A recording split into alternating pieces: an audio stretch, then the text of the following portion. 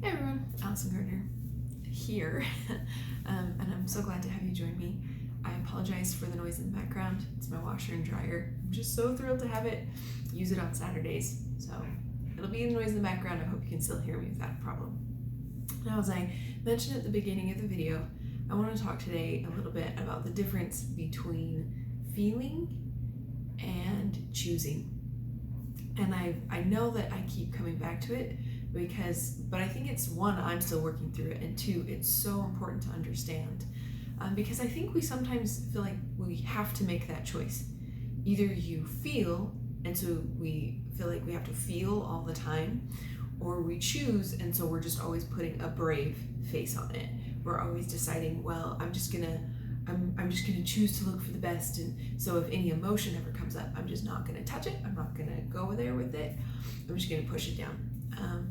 And maybe this is just me, and this is just how I've done things. It's my mode of operation, because I've gone through both phases where I chose not to feel and I chose not to think about it, and so I shoved it down and just went, nope, not gonna feel, not gonna think, just not gonna go there. And eventually I built a wall of ice around my heart, and I was in a frozen pain because I never dealt with what was going on, and I tried not to acknowledge it, but it was always there. So that was my choose phase.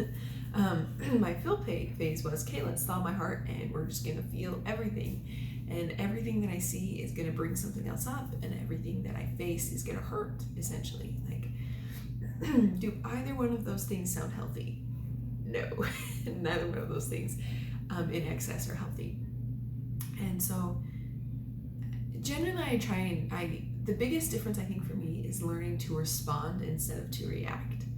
That even if something that is said or done or I observe happens, it was immediately just up in arms, and I'm just gonna react and just kind of whatever comes into my mind or whatever happens, I have to say it or I have to feel it. And now I'm working on building up responding. Now responding is that you realize that an interaction requires an so they act and then you act, interaction. But realizing that you do need to say something or do something or feel something. But responding versus reacting is that you kind of let it distill on your heart for a minute. You let it be. You don't have to, you're not instantly going, oh, how do I feel in this moment? You let it sit and you feel it, and you kind of go, what is this really? I posted a quote on my page yesterday, and that quote was, if something hurts, feel it. If something is neutral, choose hope. And this idea is very powerful to me. That's in essence what responding is.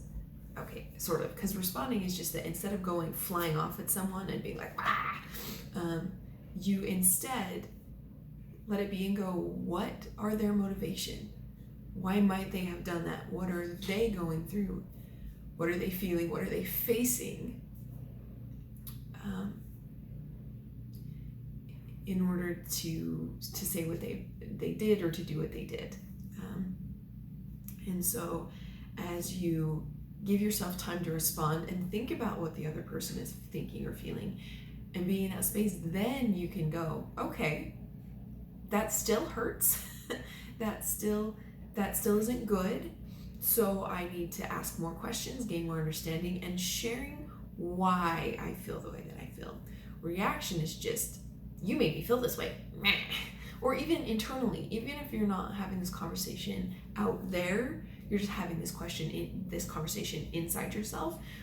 It's still that idea of like, they made me feel this way. I'm just gonna be grumpy. Or this situation just hurt, and so I'm mad or sad or any gamut of emotions. Responding to your inner dialogue is saying, oh, that kind of hurt. Just a second, up there. It is having that conversation internally with yourself and saying, I wonder where that's coming from. I wonder what just happened.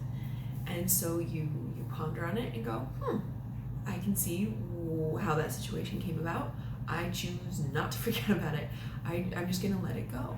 I'm going to hope for the best, that this can be resolved in great ways, and I'm not going to take it and store it in my heart and be bitter about it or angry about it. And so we have that choice, how we interact out there, and more importantly, how we interact in here. Because how we interact in here is ultimately affects what goes out. And so if we are choosing to not hold on to it, to not hold it tight and let grumpiness grow, but we go, I see what happened there.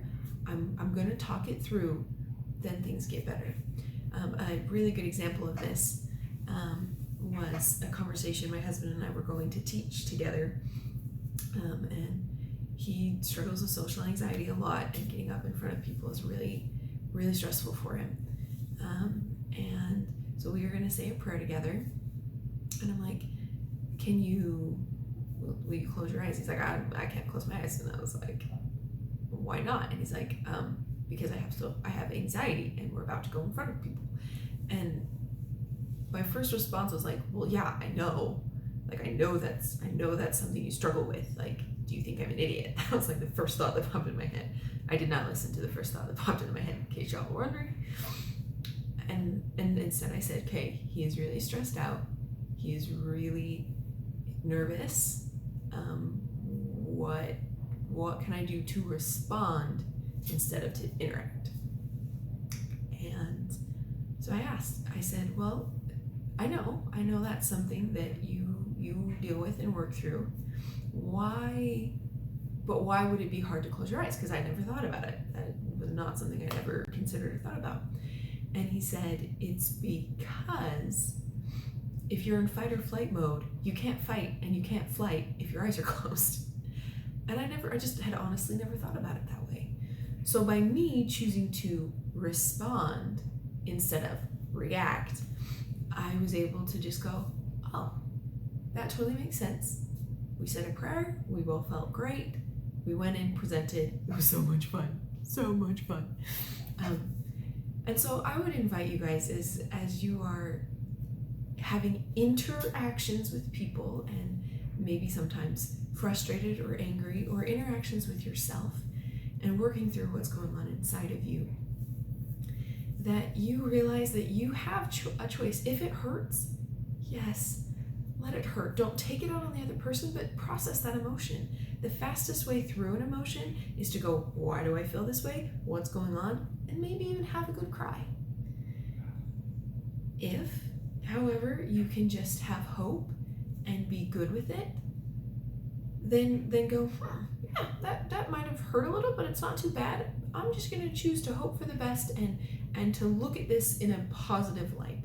And I think that you'll find you have a lot better balance in your life as you do that and as you make that choice.